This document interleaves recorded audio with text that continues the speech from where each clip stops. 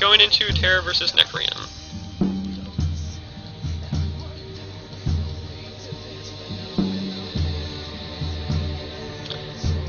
I'm very glad I'm going second. That's all I can say there. Because I'm going to play a lot of String Triads, which is one of my favorite cards against Nekrium. So,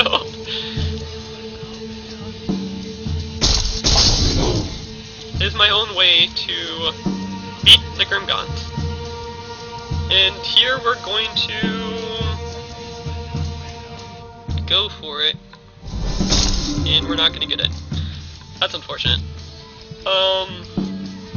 Yeah.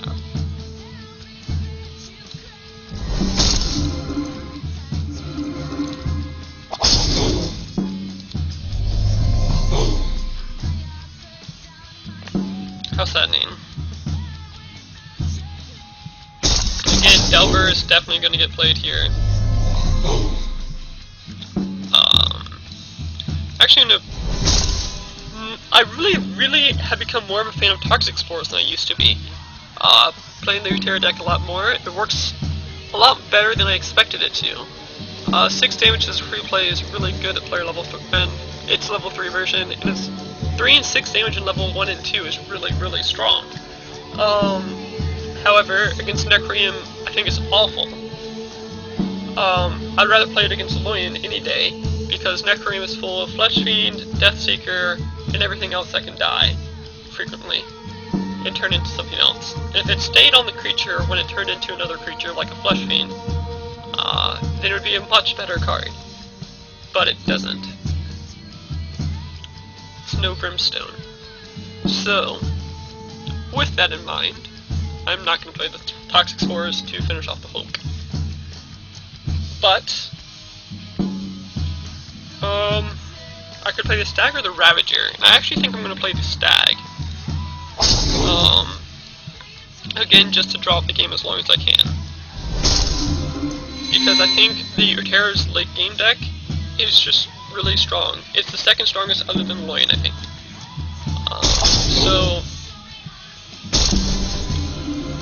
That's why I think the Uterra Loyan deck is actually a hard matchup, because their Loyan decks can crush you in late game. But you're also supposed to be for late game, in my mind. You have the ability to go fast with Prowlers and so forth, but you have to have all the draws that are just like perfect draws. So, that's my quarrel with that. So, I'm going to go ahead and Roar as well, because I don't want the Swordblade Delver to die to the Deathseeker. So yeah. Unfortunately, that's not really useful for anything other than that Delver. And maybe, and this Delver too, but I want to just keep this Delver alive. I wish I could have had the Packmaster before, but that's fine. All level 1 hand anyway, he's going to get played.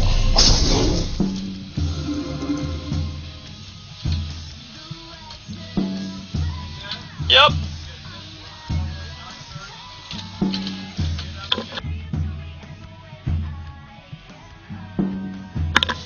Alright, so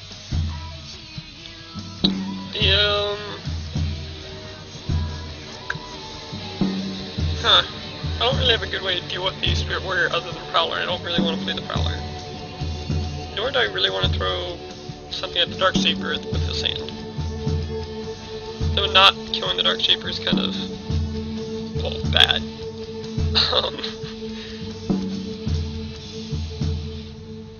Honestly, I think I'm going... see, if I block with the Prowler, the Dark Shaper is probably just going to kill the Prowler, since it's going to be a 7-2. The problem with that is... well, I don't really want to just 1-for-1 with the Prowler, because I don't really consider the trigger of Dark Shaper a card, in terms of getting a card advantage.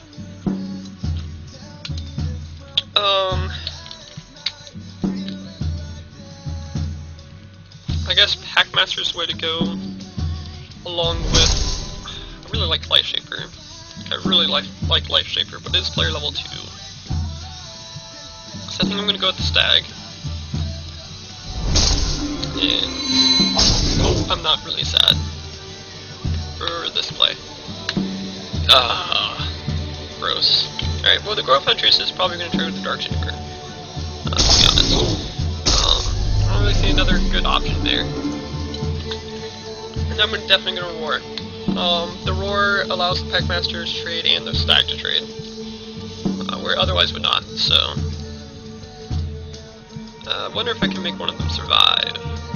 I mean, actually the Stag's going to survive with the Roar. So not only am I not dying, I'm surviving. He's also going to survive if I get to 11 attack, which I'm not going to. The Grove Huntress survives if she buffs herself, so we're going to go with that route.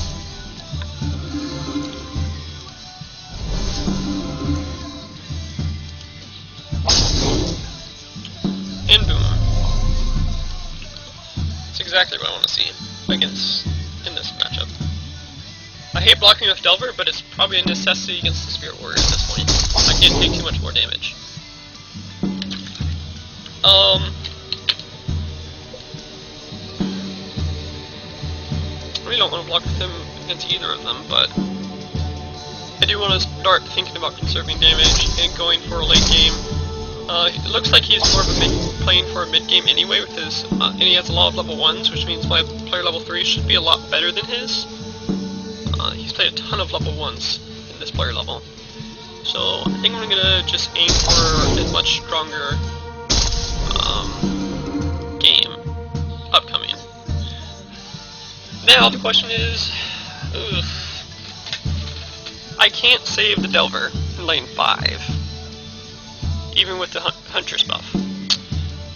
I can make the Delver trade with the Flesh Fiend 1 as well,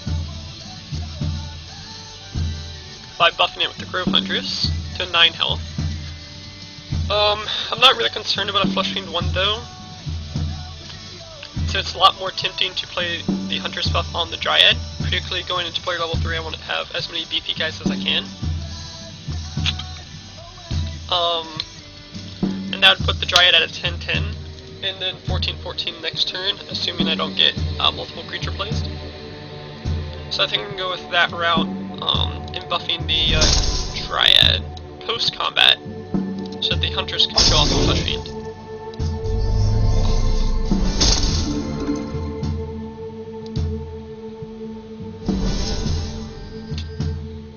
And there's a really bad turn 9 hand.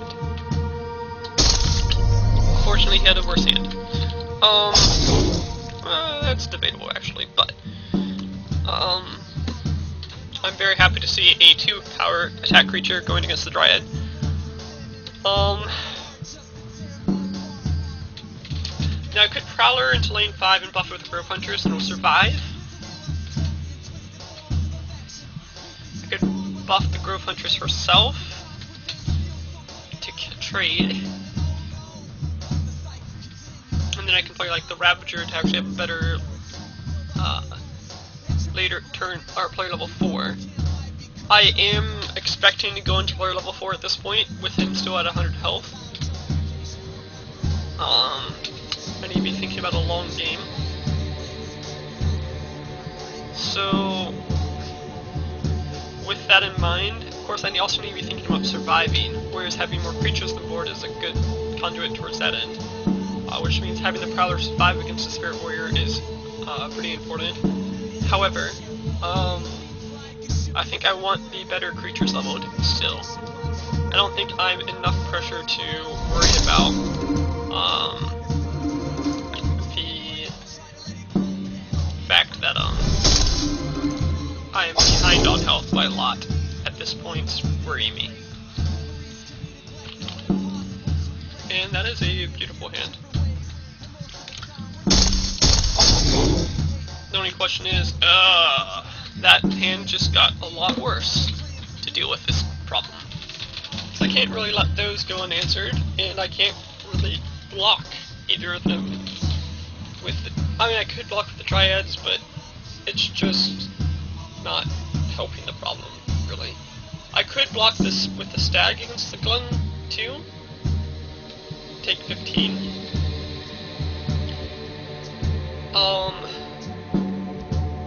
Yeah, I think I'm going to do that. I'm going to... Well... Gosh. I could also play the Dryad 1 into lane 1. Or Dryad 2, sorry. To trade with the Flesh Fiend 3. Just the Flesh Fiend 3 though, not the other versions. I really wish I had like an Echo Wisp or something to double buff the Dryad so he can block lane 3 and live. As it is though, I think I'm better off playing the Stag, which means I'm only playing one of the Dryads. The question is, do I play a Dryad 3 into an open lane and try to get it big, or do I play the Dryad 2 into lane 1 to prevent damage on me, and to get a better player level 4? I think at this point, based on my decision last turn, I want to go into a stall, which now I need to start worrying about living, and not just getting your cards leveled, which living and getting cards leveled is both synergistic in this circumstance.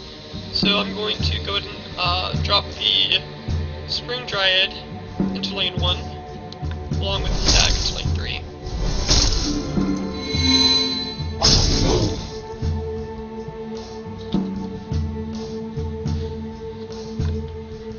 And that is a nice hand. Also gives me the chance to play the Stag if I want to here. Which I actually probably will. I really don't like the fact that Dark Shaper's -4/-4 and Delver's a 12/12. To that end, I believe I'm going to play the Stag in lane 3, let it die, and play the Grove Hunters in lane 1, buffing itself.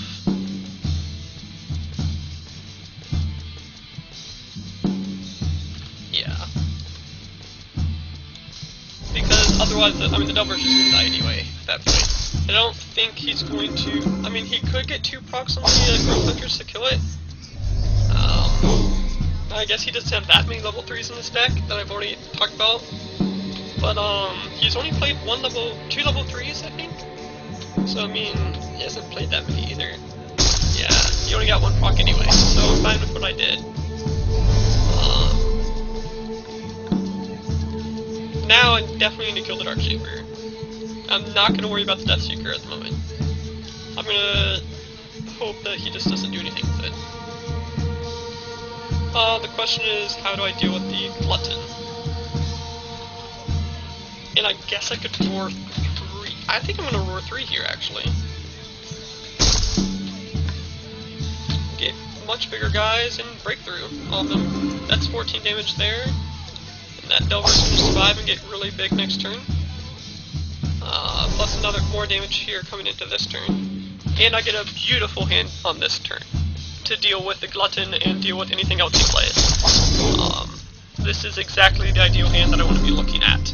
I can even make the Delver survive the Flesh Fiend, which is even more beautiful, particularly when it has breakthrough. So I think what I'm going to do... I don't think I'm going to block the Death Seeker still. I could block it with the Grove Huntress, but then if I don't buff the Grove Huntress, it doesn't kill the Seeker, the Spirit Warrior 3. And so I think I'm just going to continue ignoring the Death Seeker. He hasn't played but 1 level 1 Corpse Crawler that I remember. So I'm not going to worry about that. So I'm going to go ahead and play there, and Grove Huntress to buff the Delver some more. Another 13 in breakthrough, and another 20 in breakthrough next turn.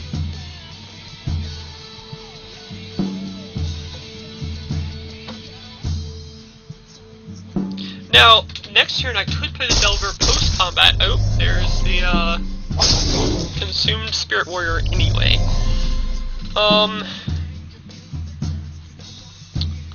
Unfortunately now I don't have a good way to kill the Spirit Warrior. That's not a big deal though. I have other things to be doing anyway. I think I'm going to play the Stag into lane 1 and the Delver into lane 4. And take the 16, which is going to net me a loss of 1 life since I have the Stag. Mainly because I don't really want to throw something at the Warrior and not have it kill it. And I think I'd rather keep the Delver alive. and as healthy as possible. That is probably the grossest thing I've seen, with the fact that that was 16/16 staring me in the face. And, oh, that Dark Cheaper. And Grimgaunt. Ugh. Actually, this is fine. This is game, because he should have blocked the Delver with the Grimgaunt, because this is Uterra. So, just going to buff there, and call it a win.